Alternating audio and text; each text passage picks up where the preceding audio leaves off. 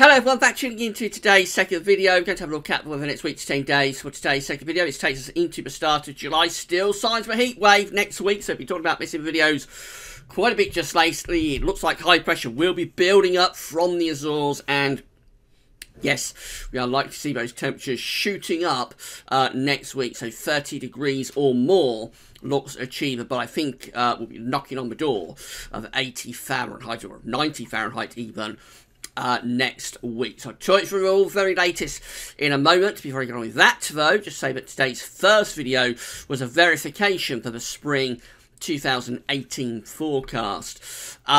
So we released that forecast at the beginning of March, end of February, beginning of March, and of course we're well past spring now, so it kind of goes over everything that happened through the spring and how the Heatwave spring forecast fared. So have a look at that, see what you think. And then tonight I think might do a festivals update. Got a couple of events coming up around a week's time, so have a look at those festivals for you this evening. But I've got a new donor, but I've got to say give a big shout out to. So this is the Heatwave Events PayPal page where you can make a donation to Heatwave Events, and all donations are gratefully received. We have got the link to this page in the description box at YouTube, and we're also linking to it via the all pages at Heatwave Events. So our latest donor is Andrew Ellis. A big thank you to Andrew for becoming Heatwave's latest donor. Many thanks to Andrew for doing that, and big thanks to all of the donors and patrons for Heatwave. So this is the PayPal page, but we've also got the Patreon page as well. So if you would like to give a monthly donation, it can be anything as less as $1 a month, then you can become a patron for Heatwave at our Patreon page. So again, a big thank you to our 17 patrons that we've got so far, and all of the donors for Heatwave. And if you do want to become a patron or a donor, we'll give you a shout out in the video and give you a thank you, unless you would like to remain anonymous. We have had a couple of people who have wanted to remain anonymous, and that's perfectly fine as well. If you don't want to get a shout out in the videos, then don't have to. You can donate or become a patron anonymously. And a big thank you to everyone for supporting the website.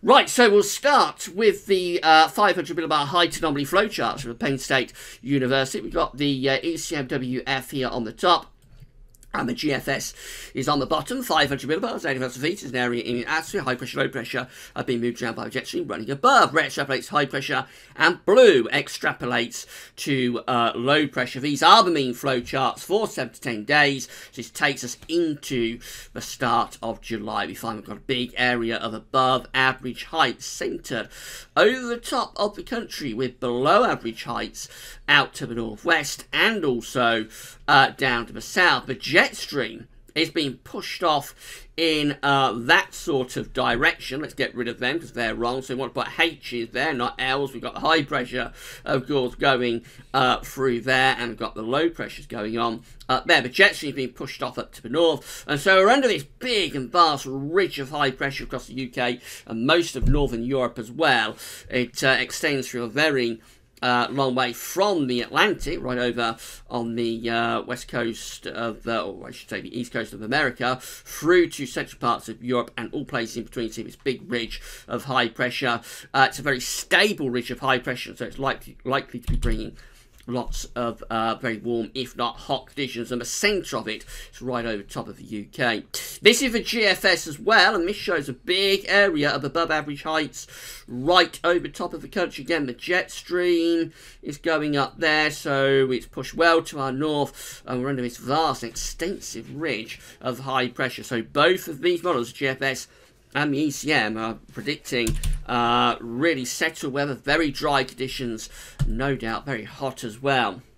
These are the GFS temperature and precipitation ensembles for the next 2 weeks. The red line here is the 30-year upper air temperature average. We're starting off cooler than average at the moment, but temperatures will be lifting up over the next few days. So by the time we get through to the end of the month and into the start of July, we're significantly warmer than average. That's indication that temperatures will be really hotting up as we go through the course of next week. Basically, from now on, the temperatures will be lifting up. But the lift-off really takes place at the early part of next week, where we're getting very close to 15 Celsius at 850 HPA in Sheffield, where we're looking at these ensembles. That's pretty high for the north of England. Down in the south of England, of course, it would be even warmer than that. As far as precipitation is concerned, loads of dry weather over the next week to 10 days, and then we've got some precipitation spikes appearing through this first week of July. It's a long way off. It might be indicative of a bit of thunder, but to be honest, it's a very long way off. It's into first week of July. And as I've been explaining in the videos over the past couple of days, basically until we get to July, the weather does look pretty much set there. It looks like high pressure will be keeping it very dry indeed. Surface temperatures lifting up in Sheffield as well. That's 20 degrees just there, 10 degrees just there. Starting off cooler today. If you like cooler, fresher weather, make the most of today and tomorrow, because from Saturday those temperatures begin to drift up, and then as you go through to next week, the temperatures become ever hotter. For Sheffield, they're rising into mid-20s Celsius. Some members are going as high as 30 degrees Celsius in Sheffield. That's 86 Fahrenheit in Sheffield in the north of England. So if you go down to London or somewhere in the southeast, you would conceivably get temperatures several degrees higher than that. 30 degrees in Sheffield is a very high temperature indeed.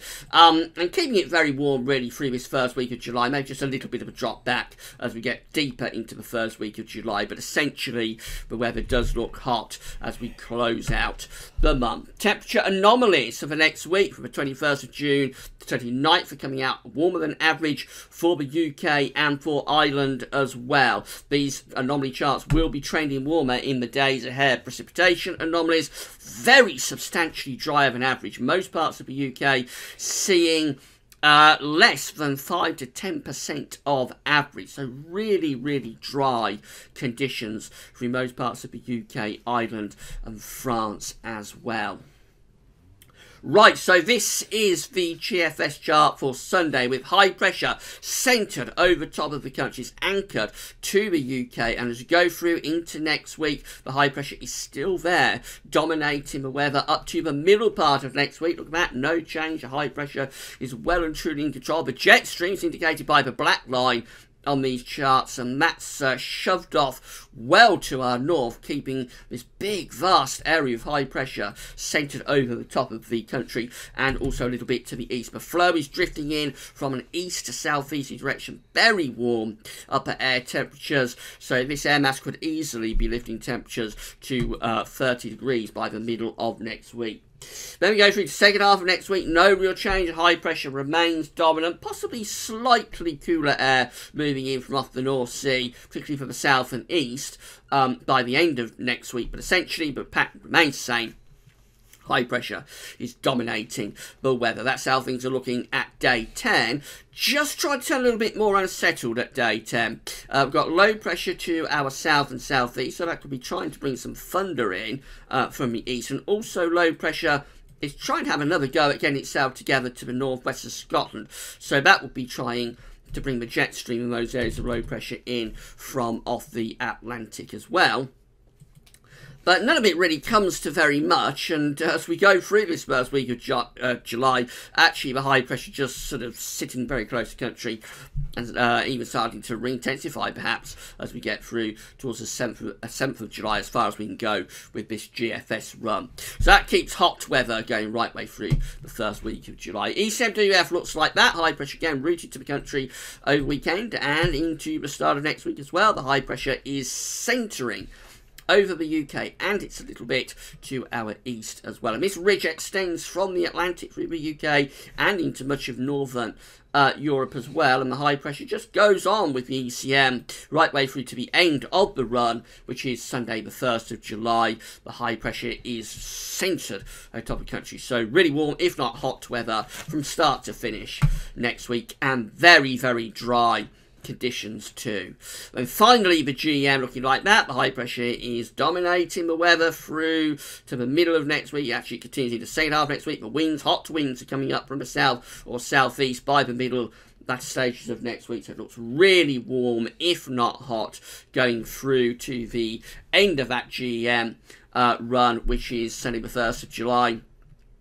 Trying to get the Thunder Reload to push up from the Bay of Biscay and from Spain and France, but it's a slow old process. We're trying to introduce some cooler air from off the Atlantic as well. Whether that will come to anything, we can't say. But we know the GFS, after that little interruption around the 10th day, actually begins to re-intensify the high pressure signal. Once again, we're in for some very warm weather next week, there's no doubt about it. So if you like fresh conditions, make the most of the next for today and tomorrow, because from the weekend onwards, temperatures will gradually lift up. It'll be a slow lift up to start off with, but next week that temperature rise will accelerate. It's going to become hot through the course of next week, and there's going to be a lot of dry weather as well. Hardly any rainfall to come, actually, from now through to the end of the month. So really dry and hot to close out June. Alright, so later on today we'll have a look at, or this evening we'll have a look at a couple of festivals that are coming up in around a week's time. So come back for that this evening. That's all for now, and thanks for watching.